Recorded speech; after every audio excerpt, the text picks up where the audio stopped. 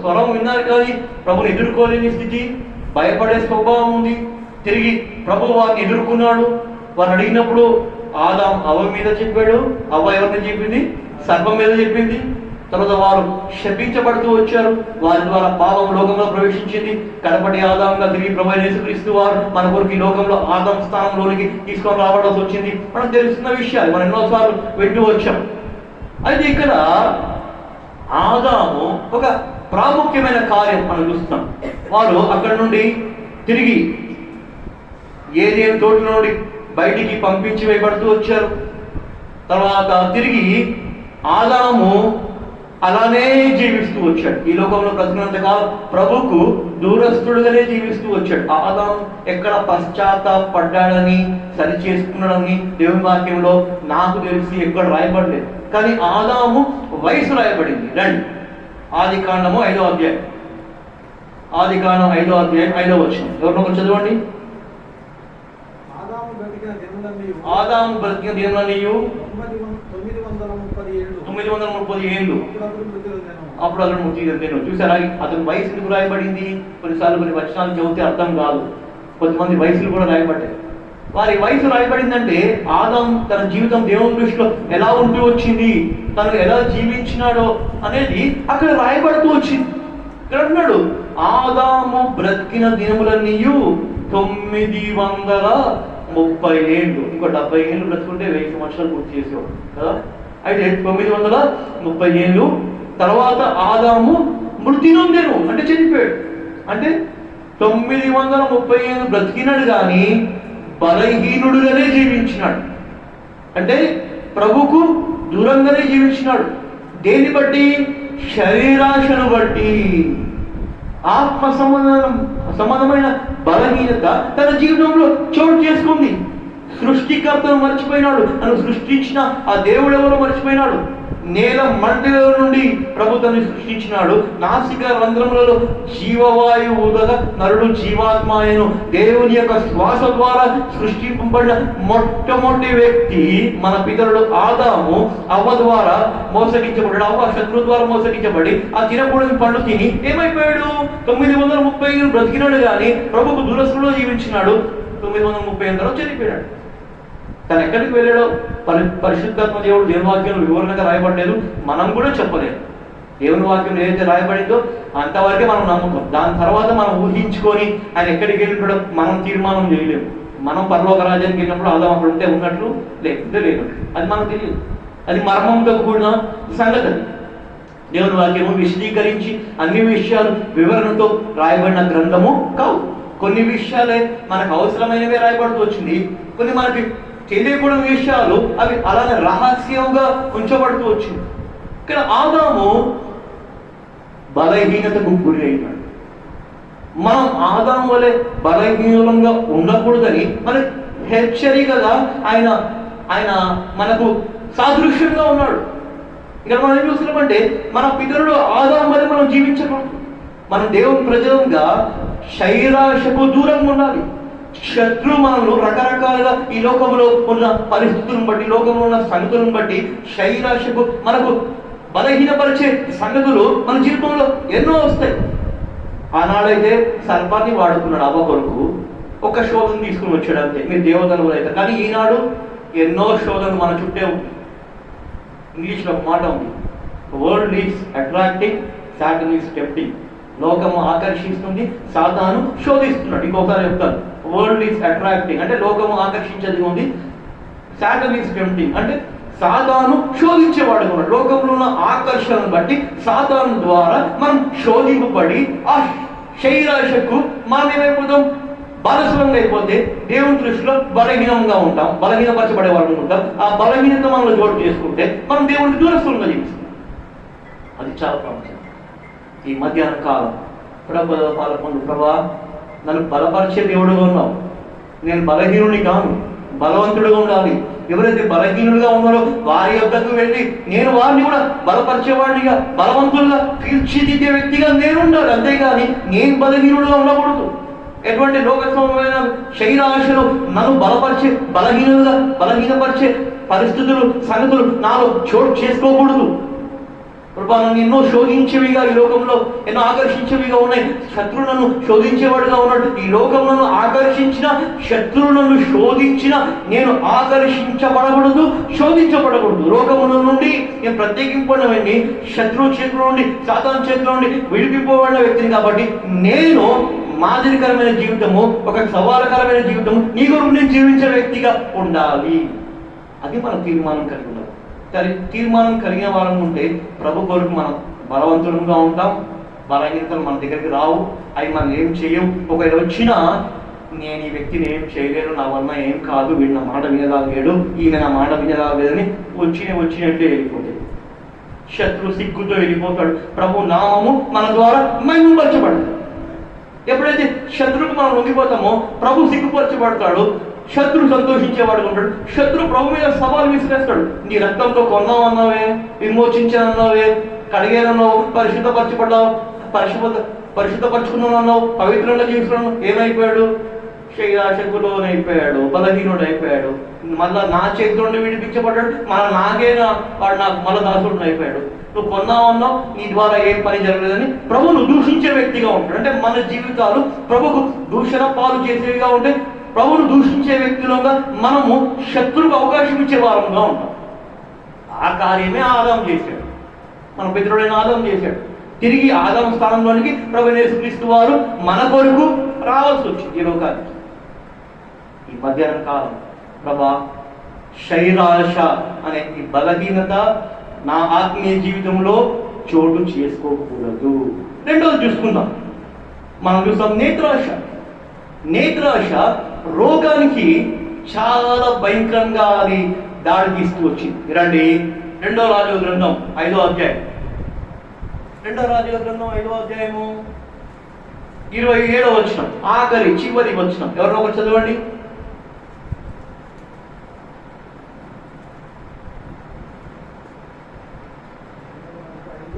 5:27 వచనం, ఆఖరి వచనం.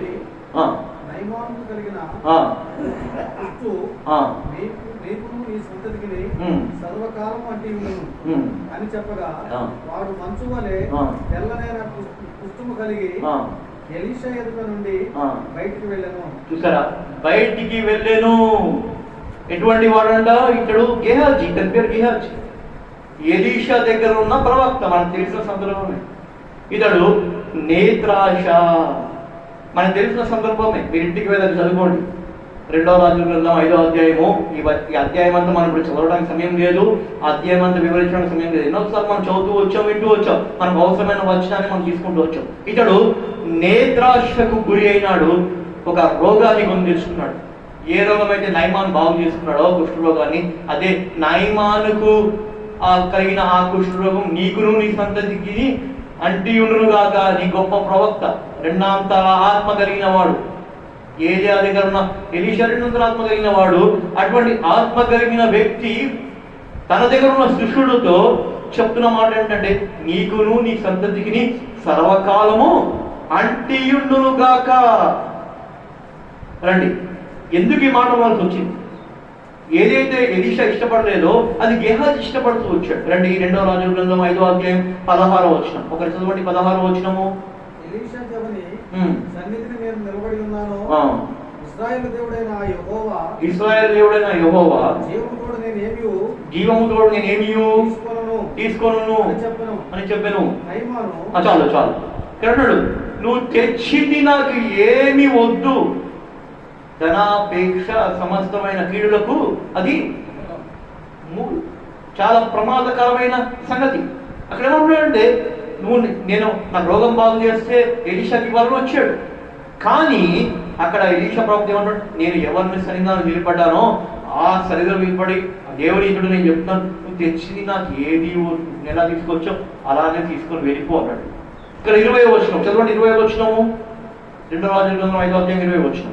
దైవజనుడైన ఎలీషాకు సేవకుడకు గెహజీ సిరియనుడైన ఈ నయమాన్ని తీసుకొని వచ్చిన వాటిని అంగీకరించుటకు ఆ యజమానికి మనసు లేకపోయాను, కానీ యెహోవా జీవము తోడు నేను పరిగెత్తుకొని పోయి అతన్ని కలుసుకొని అతని యొద్ద ఏదైనా తీసుకుందని తీసుకుంది అనుకొని చాలు చాలు అనుకుంటున్నాడు. ఎక్కడైతే ఉన్నాడో గేహాజీ ఎలీషా ఎదురుగా ఉన్నాడు, నయమాన్ ఎదురుగా ఉన్నాడు. అక్కడ వాళ్ళిద్దరు ఎదురుగా ఉంటూ ఈ పరిస్థితులను చూస్తూ ఏమంటున్నాడంటే, నేను పరిగెత్తాను, నేను వెళ్తాను, నా యజమానుడు ఏదైతే తీసుకోలేదో అది నేను తీసుకుంటాను, ఆయన ఏదైతే ఆశించలేదో అది నేను ఆశిస్తానని ముందుగానే తీర్మానం చేసుకుంటా. అంటే జరగబోయే ప్రక్రియను తన జీవితంలో ముందుగానే నిర్ణయించుకుంటున్నాడు. తన యొక్క నిర్ణయం, తన యొక్క ఆలోచనను ప్రదర్శించడానికి తను ముందుగానే సిద్ధపడుతున్నాడు. ఇంకా తను ప్రదర్శించలేదు. అనుకున్నది జరిగించాలని ఎక్కడున్నాడో ఆ స్థలంలో తీర్మానం చేసుకుంటూ, ఇక్కడ నుండి నయమాన్ ఎప్పుడు వెళ్తాడా, ఇక్కడ నుండి వెళ్ళిన వెంటనే నేను ఎప్పుడు నా పనిని ఆరంభించడానికి సిద్ధమవుతున్నాడు. తను ఎటువంటి సిద్ధపడగలిగి ఉన్నాడంటే, గేహాజీ నా యజమానుడు, నా దేవజనుడు ఆశించింది నేను ఆశిస్తూ దాని కొరకు తను తాపత్రయపడుతున్నాడు. తర్వాత కింద వచ్చిన తర్వాత చదువుకోండి. అబద్ధం ఆడుతూ వచ్చాడు. ఎఫ్రాయిమీయుల మందిరం నుండి ఇద్దరు వచ్చారన్నమాట.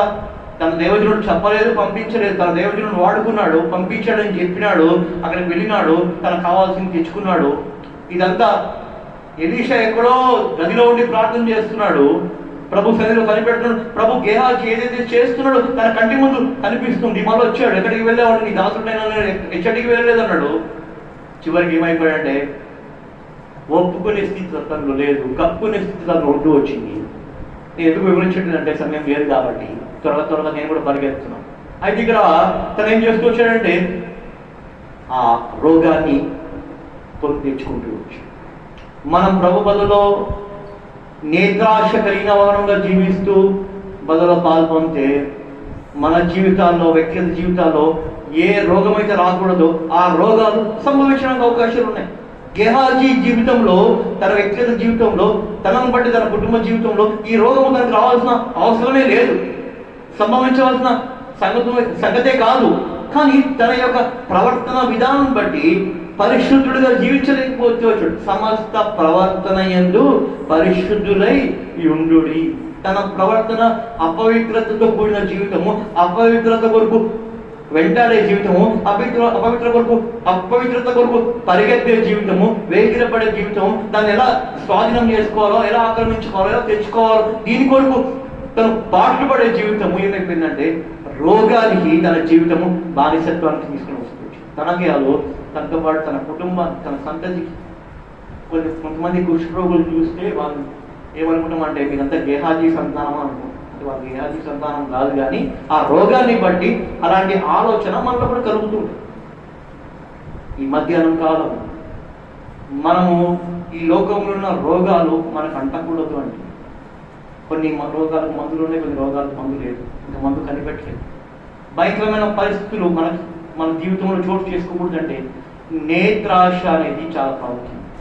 మనం చూసే సంగతులు ఎలా ఉన్నాయి, మనం ఏ విషయాలు చూడాలి, ఏ విషయాలు చూడకూడదు, ఏ విషయాలు మనకు క్షేమం కలిగించేవి, ఏ విషయాలు మనకు క్షేమం కలిగించేవి కావో మనం దాని నుండి క్షేమం కలిగించే విషయాల మీద దృష్టి ఉంచాలి.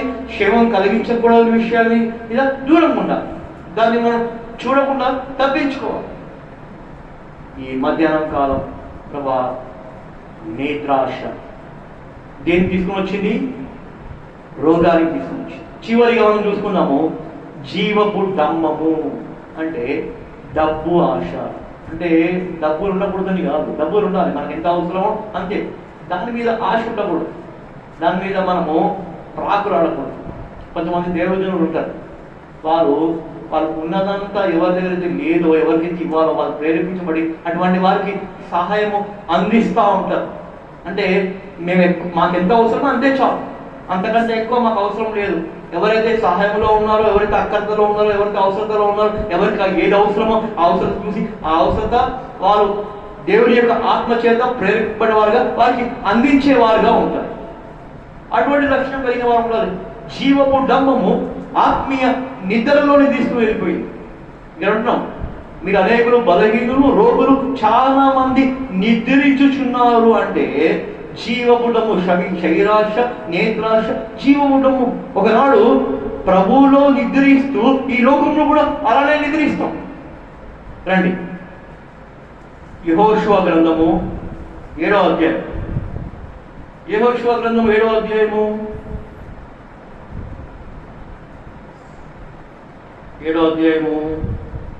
25వ వచనం చదవండి.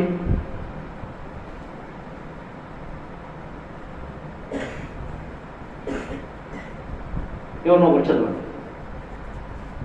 And Joshua said, why have you troubled us? Ah. God will trouble you Hmm. today. Hmm. So all Israel stoned him Hmm. with stones, and they burned them with fire after they had stoned them with stones.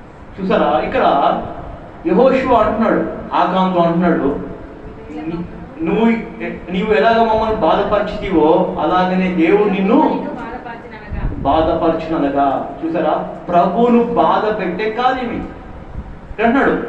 నువ్వు ఎలా దేవుని ప్రజలందరినీ బాధపరచున్నావో నిన్ను బట్టి మేమందరం బాధపరచబడుతూ వచ్చాము. ఈ దినము దేవుడు నిన్ను బాధపరిచే దేవుడుగా ఉన్నాడు. అంటే ప్రభుకు బాధ కలిగించే విషయం ఇది. తను ఎరికో పట్టణాన్ని జయించినప్పుడు అది శపితమైన పట్టణము, శాపకరమైన ఏది ముట్టకూడదు. ఆగాను 3 సంగతులు ఆశించినాడు. ఆ 3 సంగతులు తను దొంగిలించినాడు, తన గుడారంలో పెట్టుకున్నాడు. మనకు తెలిసిన చరిత్రనే. ఆకాను పట్టబడుతూ వచ్చాడు. తను ఎటువంటి పరిస్థితులను తీసుకున్నాడు అంటే, నన్ను పట్టుకుంటే నేను దొరికితే ఇస్తాను, లేకపోతే లేదు అన్నట్లు తను చాలా మౌనంగా ఉన్నాడు. నా దగ్గరికి వచ్చినప్పుడు చూస్తాను, నా దగ్గరికి రాకపోతే నేనెందుకు అనవసరంగా ఈ తప్పు చేశానని ఒప్పుకోవాలి అన్న ఆలోచనలో తను అటువంటి తలంపుతో ఉన్నాడు. అయితే ఎప్పుడైతే తన దగ్గరకు వచ్చి ఆగిందో పరిశుద్ధాత్మ దేవుడు యెహోషువను ఒకడు ఆపాడు. ఇక్కడే ఈ మనుషుడు అని అన్నప్పుడు తను అప్పుడు ఒప్పుకుంటున్నాడు, కానీ అడిగే వరకు అడగక ముందు ఒప్పుకోవాలన్న ఆలోచన తలంపు లేదు. తను వెంటనే ఏమైపోయాడు, నువ్వు ఒప్పుకున్నావు సరైందే, కరెక్టే, కానీ అడిగినప్పుడు ఒప్పుకున్నావు. నువ్వు చేసినప్పుడు నువ్వు అందరికంటే ముందు వచ్చి ఒప్పుకోవాలి. లేకపోతే నువ్వు కాదేమో ఇంకొకరున్నారు అనుకుంటున్నావేమో, అదేదో నువ్వే చేసావు కాబట్టి నువ్వు వచ్చి ఒప్పుకొని ఉంటే, ముందే ఒప్పుకొని ఉంటే కనికరించబడేవాడు. నువ్వు ముందు ఒప్పుకోలేదు. అడిగినప్పుడు నా సమయం వచ్చినప్పుడు ఒప్పుకుంటానులే, లేదు నేను కూడా కాపాడబడుతుందేమో, నన్ను కూడా దాటుకుంటూ వెళ్ళిపోతాడేమో, యెహోషువ వేరే గోత్రానికి వెళ్ళిపోతాడేమోలే అనుకుని ఉంటావు. అది దేవుని ఆత్మ చేసే కార్యం కాదు. దేవుని ఆత్మ ఎవరినైతే ఒప్పించాలో ఆ సమయం ఆ దగ్గరకు వచ్చి అక్కడ ఒప్పుకునే ప్రక్రియ ఆయనే జరిగిస్తాడు అని. యెహోషువ ఏమన్నాడంటే, నువ్వు ఒప్పుకున్నావు కానీ సరైన సందర్భంలో సరైన సమయంలో ఒప్పుకోలేదు కాబట్టి దేవుని ప్రజలను బాధ పెడుతూ వచ్చావు. అందువరకు దేవుడు నిన్ను బాధ పెట్టాలనుకుంటున్నాడు. అంటే అప్పటి వరకు ఎలా ఉన్నాడంటే నిద్రించే స్వభావం ఉన్నాడు, ప్రశాంతంగా నెమ్మదిగా ఉన్నాడు అనే ఆలోచన ఎలా ఉన్నాడంటే, ఏమైనా జరగని, ఏమైనా కానీ నాకు రావాల్సింది వచ్చింది, నేను చక్కగా ఉన్నాను అనే ఆలోచనతో ఉన్నాడు. తన స్వార్థాన్ని ఆలోచించుకునేవాడుగా ఉన్నాడు.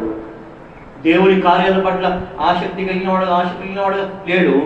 ఆ సమయంలో ప్రభు ఏం చేశాడంటే, తనను రాళ్ళతో కొట్టి తర్వాత అగ్ని చేత తనని కాల్చినారు. తనని, తన కుటుంబాన్ని, తన కలిగినంతా ఏమైపోయారంట, కాల్చివేయబడుతూ వచ్చింది. మనకు తెలిసిన విషయమే, మన వివరంలోకి వెళ్ళట్లేదు. కానీ ఆకోరు లోయ అనే ఆ లోయలో తన మీద ఆ కాల్చబడిన ఆ ప్రదేశం మీద రాళ్ళు కుప్పలుగా పోస్తూ వచ్చారు. అప్పుడు దేవుని యొక్క ఉగ్రత, కోపము చల్లార్చబడుతూ వచ్చింది. అంటే జీవపు డంబము పూర్తిగా అలానే నిద్రించినాడు. తను ప్రభువుకు దూరంగా ఈ లోకంలో జీవించినాడు.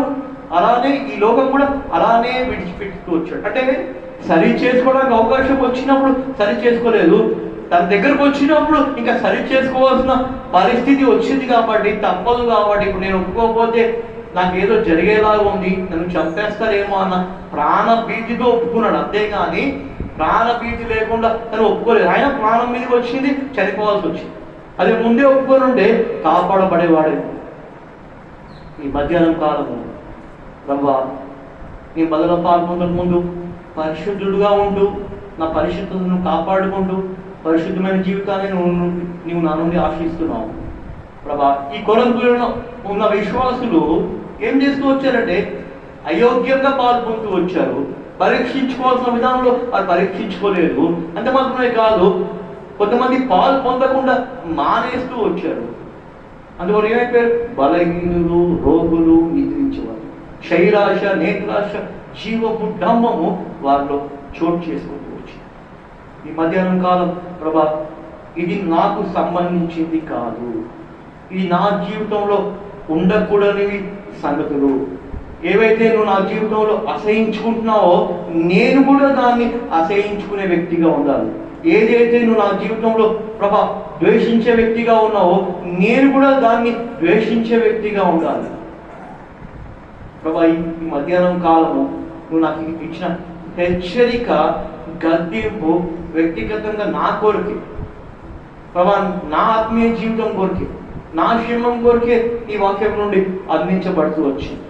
ప్రభా నష్టపోయిన వారు ఉన్నారు. అటువంటి నష్టము నేను కొని తెచ్చుకోకూడదు, అటువంటి నష్టము నా జీవితంలో రాకూడదు, అది నాకు వర్తించేది కాదు అని మనం ఎప్పుడైతే గుర్తెరుగుతామో ప్రభు కొరకు జీవించే వారంగా ఉంటాము. అటువంటి జీవితంలోనికి మనం ముందుకు కొనసాగించే వారంగా ఉంటాం. మనం అదే వచనము వారి యొక్క చదువుకొని ప్రభు బదులు పాల్గొంటాం. రండి, మొదటి తెస్సలోనికలు రాసిన పత్రిక 4వ అధ్యాయం. మొదటి తెస్సలోనికలు రాసిన పత్రిక 4వ అధ్యాయము 7వ వచనం. అందరం కలిసి చదువుకుందాము. అందరూ గట్టిగా చదవడానికి ప్రయత్నించండి. 4వ అధ్యాయం 7వ వచనం. పరిశుద్ధులగుటకే దేవుడు మనం ఇచ్చేది కానీ అపవిత్రుడు ఉండటకు పిలువలేదు. అంటున్నాడు ఒక చక్కటి మాట, పరిశుద్ధులగుటకే. ఆ మాట గుర్తుపెట్టుకోండి, కే అనే మాట చాలా ప్రాముఖ్యమైనది. పరిశుద్ధులగుటకే దేవుడు మనలను పిలిచెను కానీ, మనలను అనే మాట దగ్గర నన్ను అని పెట్టుకోండి. మనలను అనే మాట దగ్గర అది అందరికీ సంభవించింది. అది మనలను అంటే అందరం కలుపుకుంటాం. నన్ను అని మాట పెట్టుకోండి. నన్ను పిలిచెను కానీ అపవిత్రులుగా ఉండుటకు అనే మాట దగ్గర అపవిత్రులుగా ఉండుటకు మనలను పిలవలేదు అని లేదు, నన్ను పిలవలేదు. నన్ను అనే మాట పెట్టుకోండి. నన్ను అనే మాట చాలా ప్రాముఖ్యమైనది. బదులు పాల్గొనక ముందు మనలను అనే మాట కంటే నన్ను అనే మాట పెట్టుకుంటే మనము వాక్య వెలుగులో సిద్ధపడి ప్రభు బదులు పాల్గొనగలం. ప్రభా నేను పరిశుద్ధులుగా జీవించాలి. ఈ రాకడి దినాల్లో ఉన్నాం, ప్రవచనాలు నెరవేర్చబడుతున్నాయి, అంత్య దినాల్లో ఉన్నాం, సూచనలు జరుగుతున్నాయి. ఎప్పుడు నువ్వు వస్తావో తెలియదు, మేము ఎప్పుడు ఈ లోకం విడిచిపెడతామో మాకు తెలియదు. అటువంటి దినాల్లో జీవిస్తున్నాం. ప్రభా నా నుండి నువ్వు ఒకటే ఆశిస్తున్నావు, ఒకటే కోరుతున్నావు, పరిశుద్ధంగా జీవించాలి. మనకు ఒక పేరు ఉంది, విశ్వాసులు అన్న పేరు ఉంది. ఇంకొక పేరు అంటే పరిశుద్ధులు అన్న పేరు కూడా ఉంది. వీఆర్ ఏ హోలీ పీపుల్ కదా, పరిశుద్ధమైన జనాంగము. విశ్వాసులంగా మనము పిలువబడుతున్నాం, పరిశుద్ధులంగా పిలువబడుతున్నాం. అందువరకు మధ్యాహ్నం కాలం ప్రభా పరిశుద్ధంగా నేను ఆరంభించాను, పరిశుద్ధంగా జీవించాలి, పరిశుద్ధంగా ముగించుకోవాలి. అపవిత్రతకు గురి అయి అపవిత్రత నా జీవితంలో చోటు చేసుకుని పరిశుద్ధత నా నుండి తీసివేయబడి దూరం చేయబడి నేను అపవిత్రుడుగా ముగించుకోకూడదు. పరిశుద్ధుడుగా నేను జీవించాలి, పరిశుద్ధుడుగా కొనసాగించబడాలి, పరిశుద్ధుడుగా ముగించుకోవాలి. అందువరకే పరిశుద్ధులగుటకే. ఆ కే అన్న మాట చాలా ప్రాముఖ్యమైనది. కే అంటే వేరే గత్యంత్రము లేదు అన్న మాట చూపిస్తుంది.